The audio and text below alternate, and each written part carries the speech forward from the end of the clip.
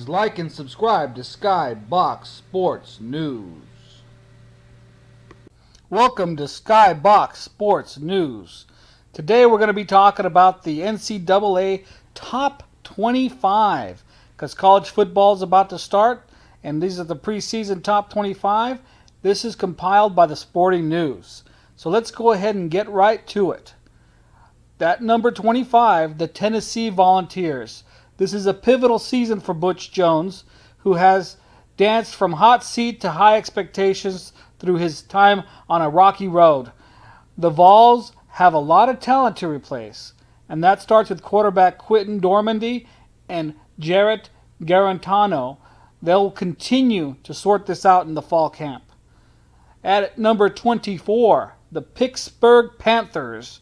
Pittsburgh has had an up and down season in 2016, but keep in mind they beat Penn State and Clemson, who won the national championship last year. This is his third season, Pat Narduzzi's third season, and he's hoping to bring better results. One big diamond in the rough is a UC transfer student, Max Brown at quarterback. He's going to be exciting. Keep an eye on the Panthers this year. At number 23, the Washington State Cougars. Luke Falk decided to return for another season, and that should help Mike Leach's pass-happy offense and keep him in business in the Pac-12 North. The Cougars have a history of slow starts in the last two seasons. They face Boise State and USC in September, so they've got an uphill challenge right there out of the gate. At number 22, the South Florida Bulls. This will be Charlie Strong's revenge. Quentin Flowers is the quarterback who could take the Bulls through to the Group of 5 bid at New Year's Day 6. And Strong should be motivated after the fallout he had in Texas when he left the Longhorns last year. So at number 21, speaking of the Longhorns, Texas Longhorns, Colin Johnston enjoyed a monster spring game with 117 yards and 2 touchdowns, and that makes news before the sophomore quarterback Shane Buechele. Tom Herman will make an important impact on this program in year one, but question is whether the Longhorns are ready to compete for the Big 12 championship. That's always the big question for the Longhorns.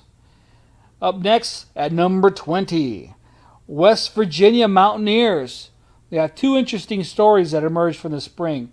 Will Geyer looks like he's finally ready to return as a starting quarterback.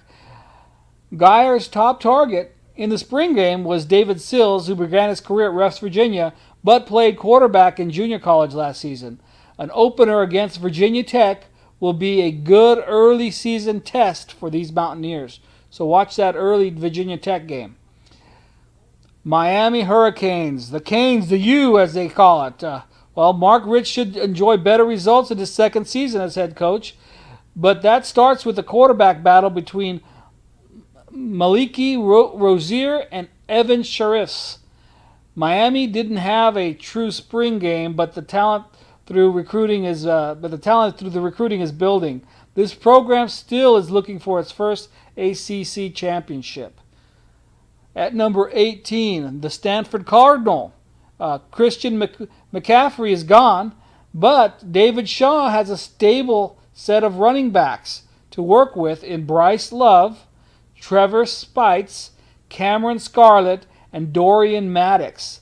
There will be a battle between Ryan Burns and Kyler Christ, who's coming off a knee injury in the Sun Bowl for that starting quarterback job that's going to be in the fall. So that's the big thing to watch at the QB at Stanford.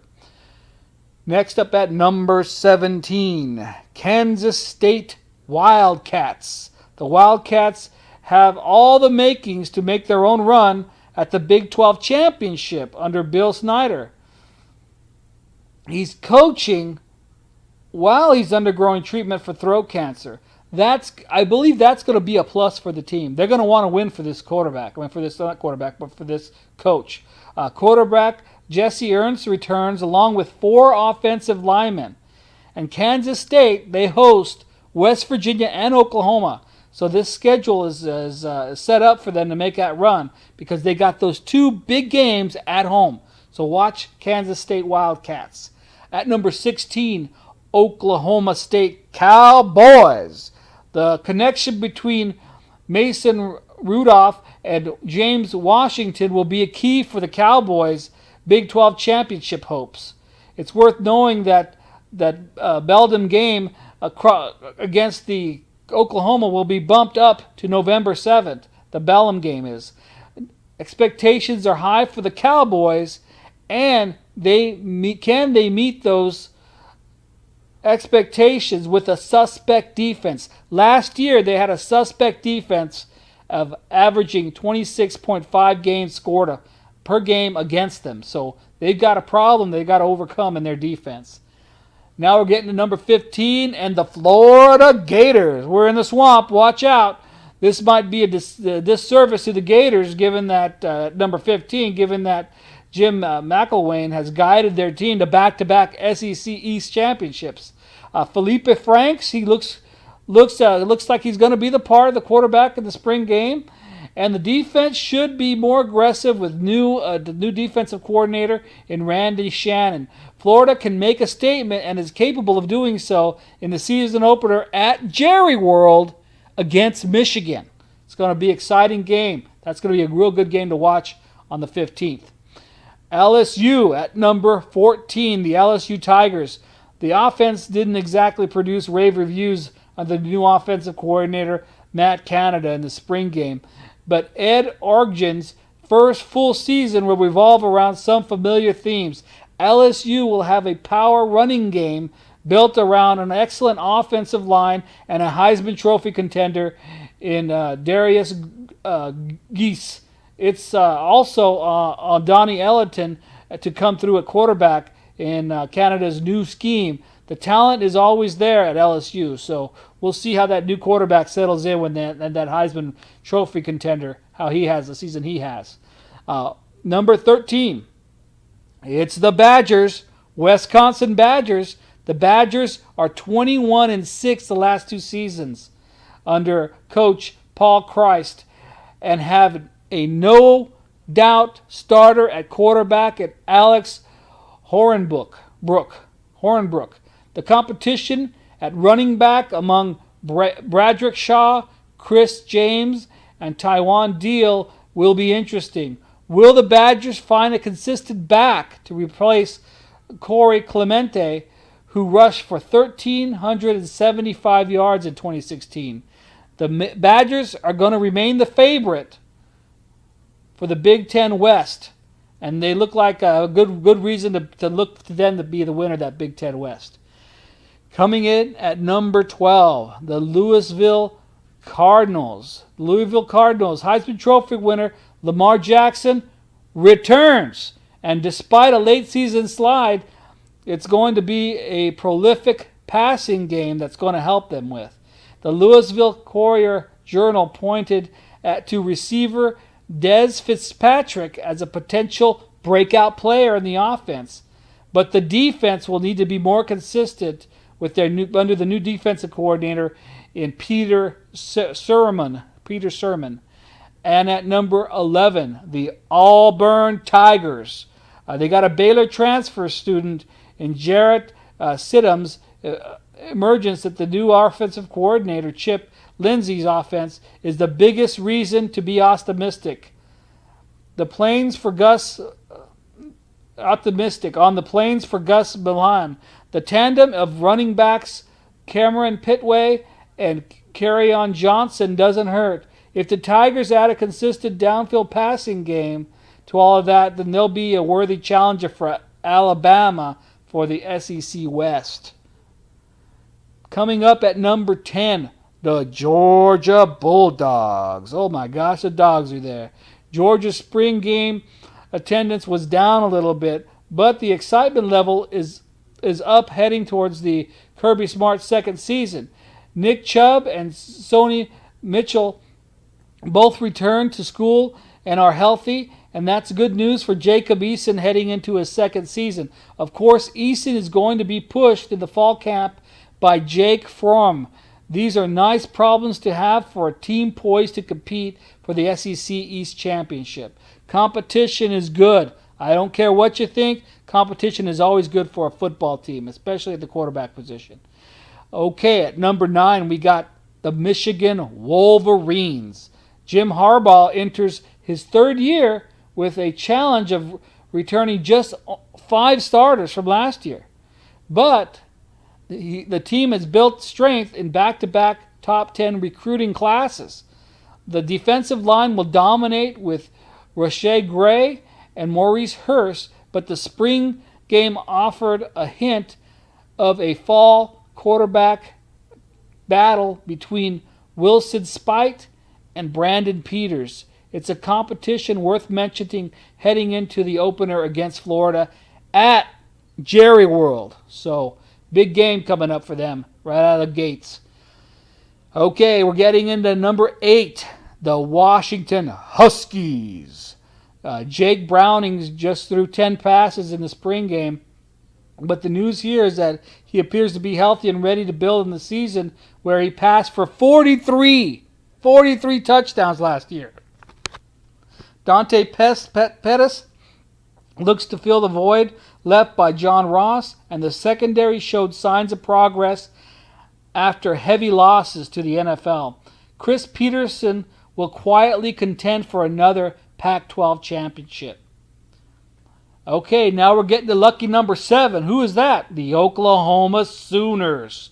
Bob Stoops is out and Lincoln Riley is in, but the Sooners found a few new supporting castmates for Baker Mayfield and should be the best team in the Big 12 once again. The Sooners open up with UTEP, but it's difficult not to look over them for the September 9th showdown at Ohio State, knowing that last season the Buckeyes throttled the Sooners 45-24 in Norman, Oklahoma. Okay, number 6, Penn State Nittany Lions. James Franklin is trying to temper bubbling expectations around the defending Big Ten champions, but that won't be easy. Offensive coordinator Joe Moorhead's scheme fits at 40 points per game type of profile with 2 Heisman Trophy contenders in quarterback Trace McSorley and running back Saquon Barkley. The emergence of a 6'4" receiver, Jaquan Johnson, this spring also is a big bonus. Cornerback John Reed's knee was the only serious blow this spring. Penn State looks loaded for cats today. They got claws. Watch out. Coming in at number 5, we got some more cats here, but it's the Clemson Tigers, the big cats right there. The quarterback battle is going to stretch into the fall camp for Dadu Sweeney, and the winner was the unenviable task of replacing Deshaun Watson. Odds are it comes down to Kelly Bryant against 5-star freshman Hunter Johnson. The good news is the defense, which is loaded with Christian Wilkins and Dexter Lawrence up front. Should be defensive coordinators Brent Venable's best since he arrived in 2012. Cats got claws. Watch it. All right, here we go. Number 4, Florida State Seminoles. 5-star freshman Cam Akers totaled 102 total yards in the spring game, and that has to make quarterback Deion Francisco smile. The Seminoles will answer questions about Alabama all offseason in advance of the season opener at Mercedes-Benz Stadium in Atlanta. FSU is shooting for a 6th consecutive season with double-digit wins under Jimbo Fisher, but the standard is higher for this program. They've got to win it all. That's what Florida State Seminoles is all about, their history. But they're at number 4. Not a bad place to start. Now we're getting to the top 3. The top 3. Here it comes. Are you ready? At number 3, it's the Ohio State Buckeyes. Ohio State will throw the ball more effectively with new offensive coordinator Kevin Wilson. The Buckeyes' offense looked good in the spring game, and J.T. Barrett has a few playmakers to work with in running back Demario McCall and receiver Johnny Dixon. Urban Meyer's talent accumulation adds up for another run at the playoffs at Ohio State. Look for good things to come out of this team this year. And at number 2, oh my gosh, I can hear the fight song now. USC Trojans. We're sticking with the Trojans at number 2. That's what we're going to do this year. Sam Darnold still is a Heisman favorite and potential number 1, count 'em, number 1 pick in the NFL draft in 2018. But injuries along the offensive line that already replaces 3 starters makes this a little bit nervous for the Trojans this year. The focus for USC is getting healthy before the season starts. So they need to rest some of those guys in that linemen to cut down on the injuries. Injuries cost you games. Okay, at the big number 1. They did it last year in a fantastic national championship game. But they came up just a little short. It's the Alabama Crimson Tide. There's a good chance the Tide opens at number 1 this year, the AP poll, for the 4th time under Nick Saban. We're not worried about the Jalen Hurts, Brian DeBall dynamic after watching Hurts pass for 301 yards and 2 touchdowns in the spring game. The bigger question remains is the defense. They have 9 different players, had a sack in the spring game. That's a good sign. Will that front 7 be as nasty as they were in 2016? Well, that's the big question that we have, and that's why we play the games. That's why Skybox Sports News is going to be your ticket all season to pick on the top 25. You'll come here, get your picks every week. I will pick the top 25 for you here at Skybox Sports News. Please like and subscribe. We love you. Come on down. Skybox Sports News is here for you every week. Bye-bye. Like and subscribe.